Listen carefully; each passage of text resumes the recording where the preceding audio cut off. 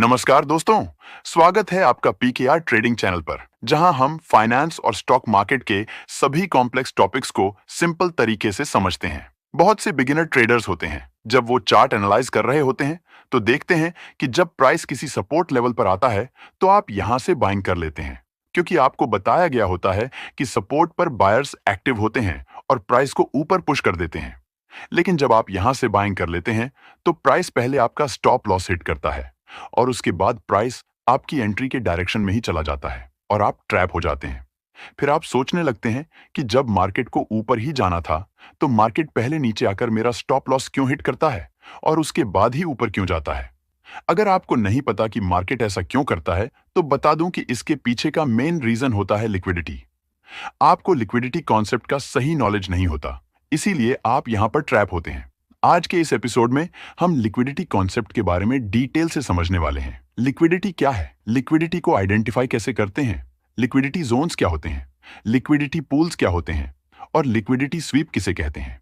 तो वीडियो बहुत ज्यादा इंपॉर्टेंट होने वाली है, इसलिए आपको वीडियो को ध्यान से एंड तक देखना है, तभी आपको सब कुछ अच्छे से समझ आएगा। तो चलिए वीडियो को स्टार्ट करते हैं। आप वीडियो को एक लाइक कर दीजिए और अगर आप इस चैनल पर न्यू हैं, तो चैनल को भी सब्सक्राइब जरूर कर लीजिए।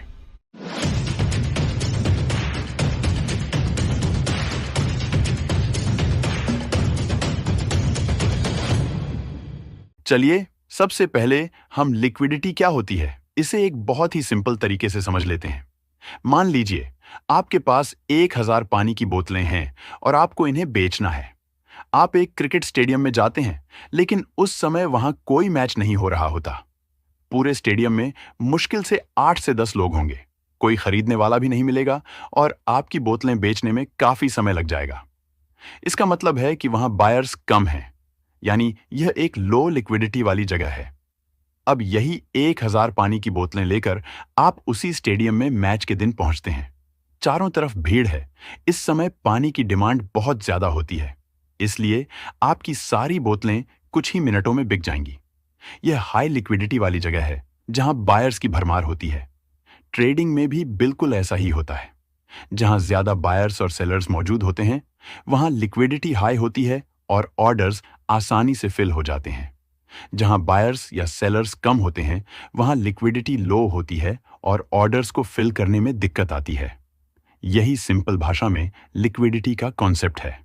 मार्केट को समझने के लिए सबसे पहले यह समझना जरूरी है कि लिक्विडिटी ट्रेडिंग में इतनी इंपॉर्टेंट क्यों होती है। लिक्विडिटी को समझने से पहले एक बात क्लियर होनी चाहिए कि मार्केट में दो तरह के लोग होते हैं।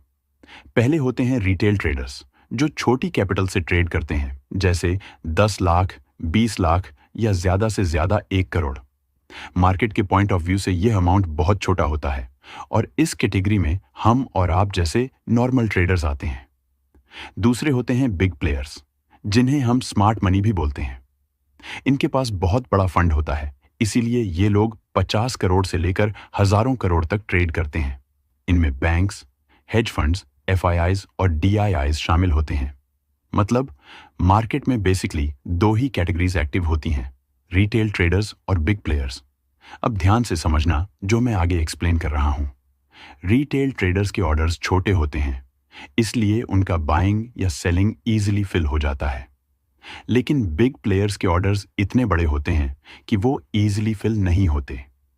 इसी वजह से बिग प्लेयर्स हमेशा लिक्विडिटी ढूंढते हैं, वो जगह जहां उन्हें बायर्स या सेलर्स मिल सकें, ताकि उनके हैवी ऑर्डर्स एग्जीक्यूट हो सकें। मान लो मार्केट बुलिश मूव कर रहा है, फिर पुलबैक देता है और फिर ट्रेंड कंटिन्यू करते हुए रेजिस्टेंस को ब्रेकआउट कर देता है। यह ब्रेकआउट देखकर बहुत सारे रिटेल ट्रेडर्स बाइंग करने लगते हैं, क्योंकि उन्हें लगता है कि अब मार्केट ऊपर जाएगा। लेकिन अगर इसी पॉइंट पर किसी बिग प्लेयर को 100 करोड़ का माल बाय करना हो, तो उसके ऑर्डर्स फिल नहीं होंगे, क्योंकि यहां बायर्स तो बहुत हैं पर सेलर्स नहीं। यानी इस मोमेंट पर मार्केट में लिक्विडिटी कम है। जब तक मार्केट लिक्विडेट नहीं होता, तब तक कोई बड़ा मूव नहीं बनेगा, क्योंकि लिक्विडिटी ही मार्केट का फ्यूल होती है।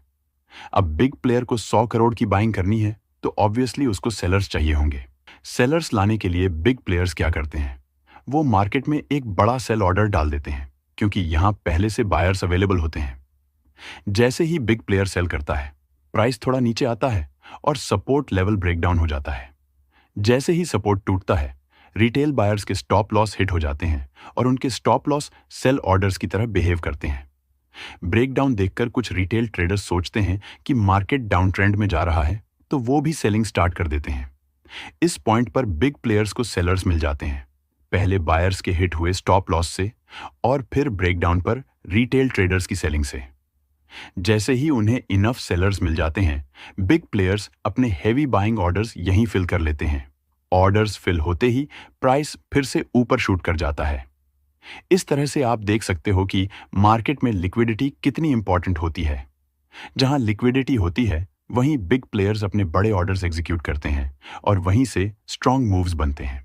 जैसे इस चार्ट पे देखिए कि मार्केट यहां पे बुलिश मूव कर रहा है। यहां पे एक सपोर्ट लेवल है, प्राइस इस सपोर्ट लेवल पर आता है और यहां पे जैसे ही कोई बुलिश कैंडल बनाता है, बहुत सारे रिटेल ट्रेडर्स बाइंग करना स्टार्ट कर देते हैं और ये लोग अपना स्टॉप लॉस इस सपोर्ट के नीचे रख देते हैं। तो इन बायर्स के स्टॉप लॉस जहां पे होते हैं, उसे ही हम लिक्विडिटी जोन कहते हैं। अब देखिए, प्राइस ऊपर जाता है और इस रेजिस्टेंस को ब्रेकआउट कर देता है, जिसके वजह से ये रेजिस्टेंस अब सपोर्ट का काम करने लगता है। अब देखिए, जब प्राइस रिट्रेस करता है तो अगेन इस सपोर्ट लेवल पर जैसे ही हमें कोई बुलिश कैंडल देखने को मिलती है, रिटेल ट्रेडर्स यहां पे बाइंग करने लगते हैं और वो अपना स्टॉप लॉस इस सपोर्ट के नीचे रख देते हैं। अब इन बायर्स के स्टॉप लॉस इस सपोर्ट के नीचे हैं, तो इसे ही हम लिक्विडिटी जोन कहते हैं और मार्केट हमेशा लिक्विडिटी जोन को ही टारगेट करता है। जैसे अब देखिए, प्राइस इन लिक्विडिटीज को हंट करता है और फिर एक बार फिर ऊपर चला जाता है।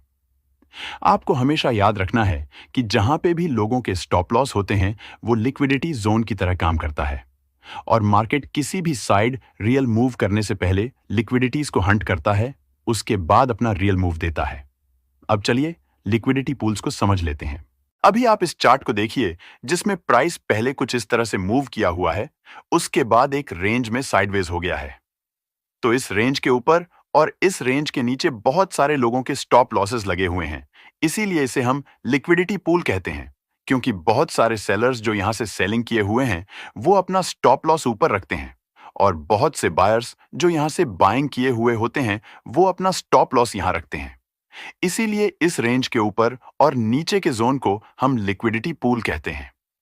अब आपके माइंड में एक क्वेश्चन आ रहा होगा कि क्या लिक्विडिटी पूल और लिक्विडिटी जोन एक जैसे ही होते हैं? तो इसका जवाब है नहीं।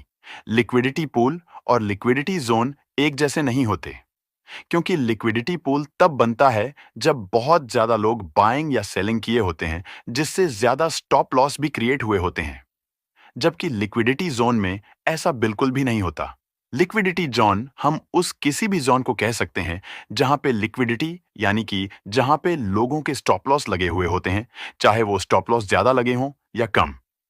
अगर इसे हम और सिंपल तरीके से समझें तो हम कह सकते हैं कि जब प्राइस किसी लेवल से मल्टीपल टाइम रिजेक्ट हुआ होता है, तो उस लेवल के नीचे या ऊपर लिक्विडिटी पूल बन जाता है।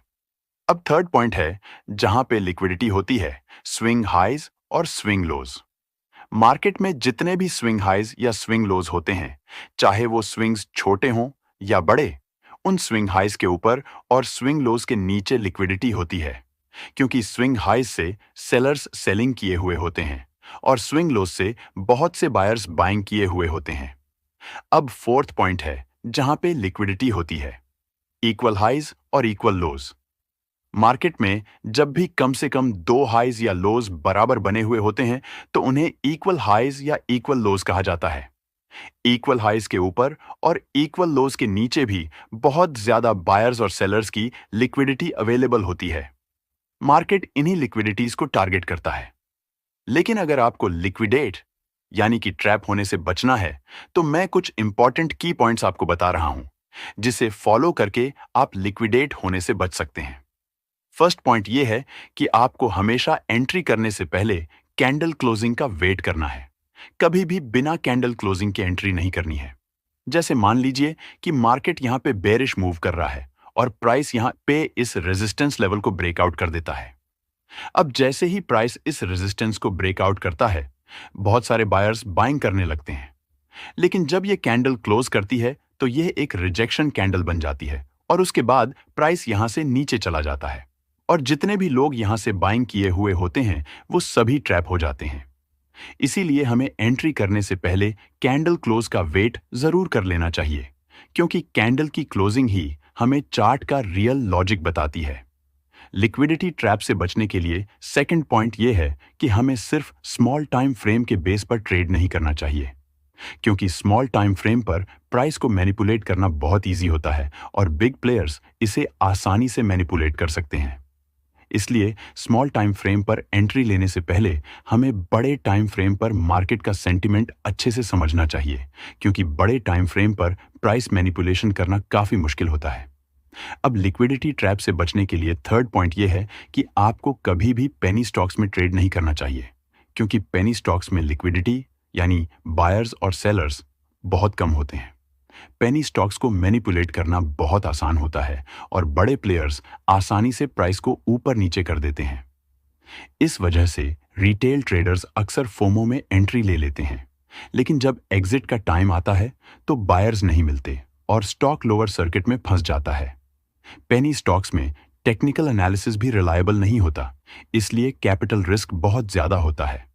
इसलिए लिक्विडिटी ट्रैप से बचने के लिए हमेशा हाई लिक्विडिटी, फंडामेंटली स्ट्रांग और अच्छे वॉल्यूम वाले स्टॉक्स में ही ट्रेड करना चाहिए। सो आई होप कि आपको लिक्विडिटी के बारे में सब कुछ अच्छे से समझ आ गया होगा। अगर आपने अभी तक वीडियो को लाइक नहीं किया है तो वीडियो को एक लाइक जरूर कीजिए और चैनल को भी सब्सक्राइब कर लीजिए। और आपको ये एपिसोड कैसा लगा मुझे कमेंट करके जरूर बताइए। बाकी अगर आपको लिक्विडिटी को ट्रेड करने की और भी टेक्निक्स सीखनी है तो इस चैनल पर लिक्विडिटी बेस्ड और भी पावरफुल एपिसोड्स ऑलरेडी अपलोडेड हैं, आप उन्हें जरूर देख सकते हैं।